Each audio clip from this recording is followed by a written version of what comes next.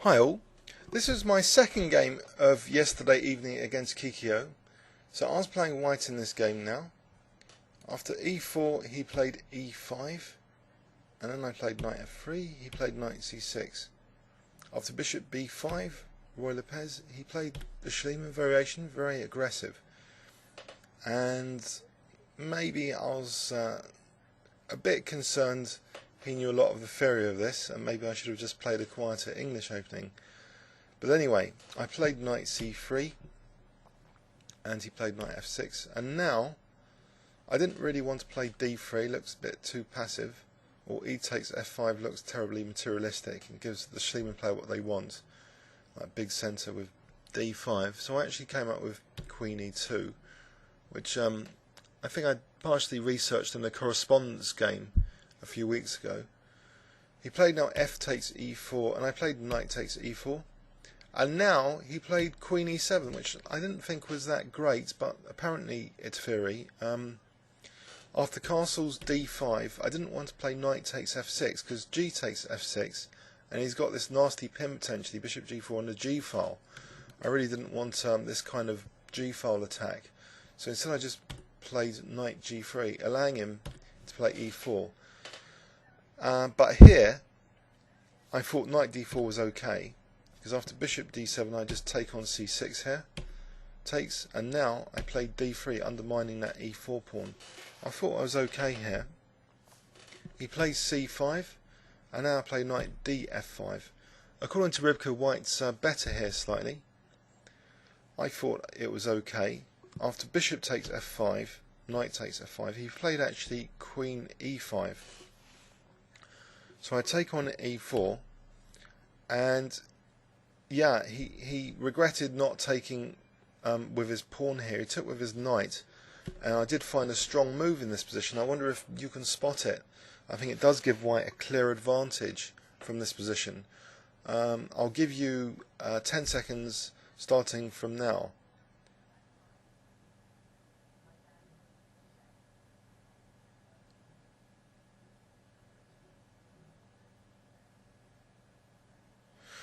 Okay, here I played f3, so there's no queen d4 checks here because the knight's on f5, so he took on f5, and after f takes e4 I've got this nice blasting f file, so I can stop him from castling kingside, and it's only a pawn sack, and I've got things like queen b5, so I thought this was quite promising.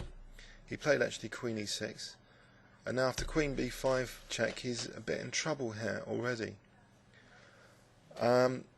As I say, I wasn't recording the game, so this is all from memory, and the actual move orders might be quite inaccurate here now. I believe I did play an immediate bishop g5 check.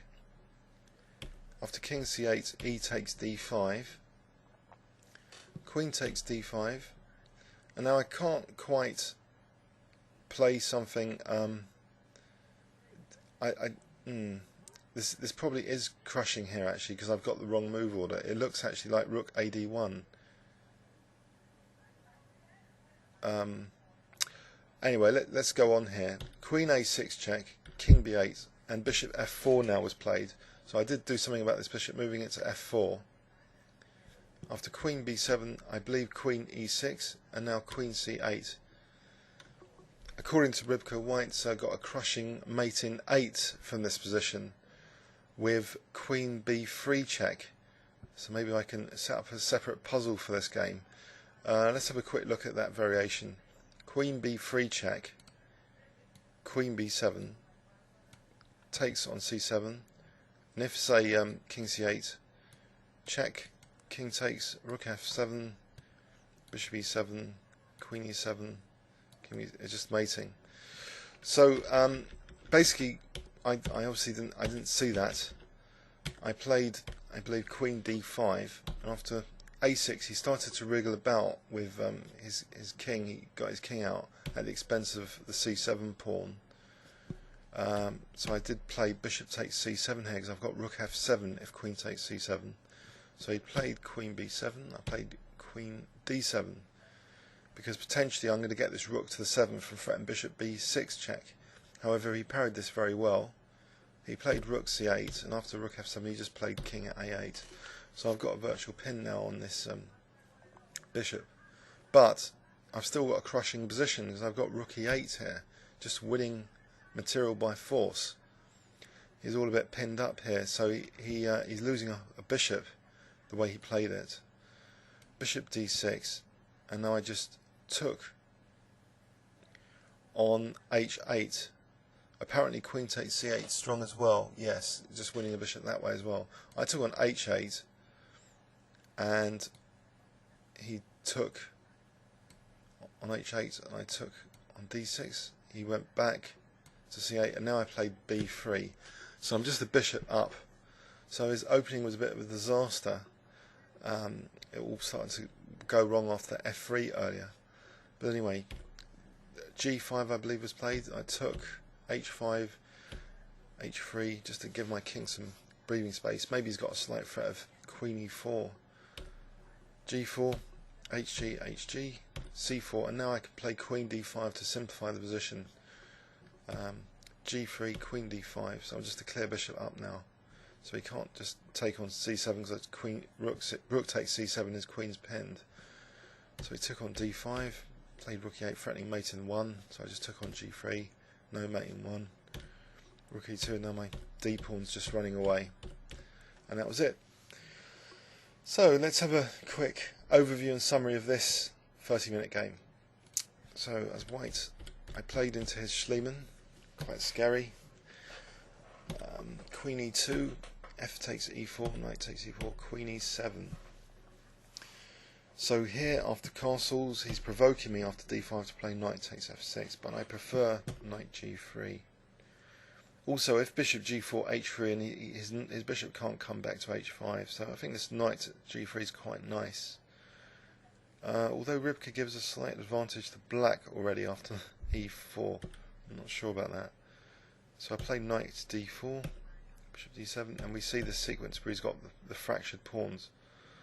And after d3, I think white's slightly better. Rybka thinks white's better as well.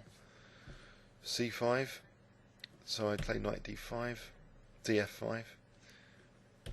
After takes, knight f5, queen e5, I just take on e4.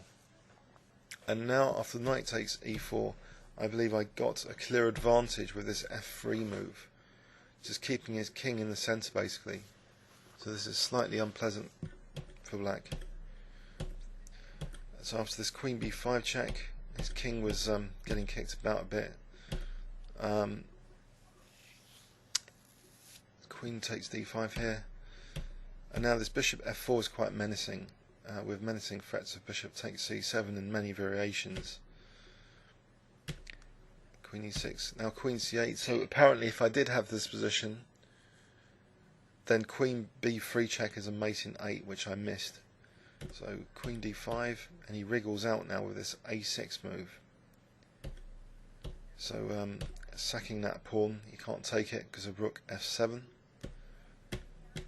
And now we reach this position where I forcibly win material with this rook e8. Also in this position, Rybka thinks rook e6 is strong with the idea of rook b6. So black's in a terrible state here, having to lose material.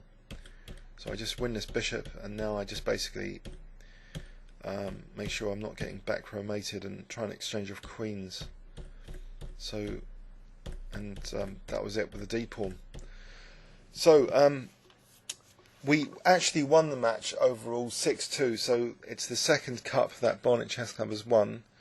We won the Capes Trophy in the first event of the season in the North Circular League, and the Lawrence Cup is a welcome addition to that. Wood Green won the main league though, the North Circular, so congratulations to them for that. So I hope you enjoyed that. Please leave any comments on YouTube. Thanks very much.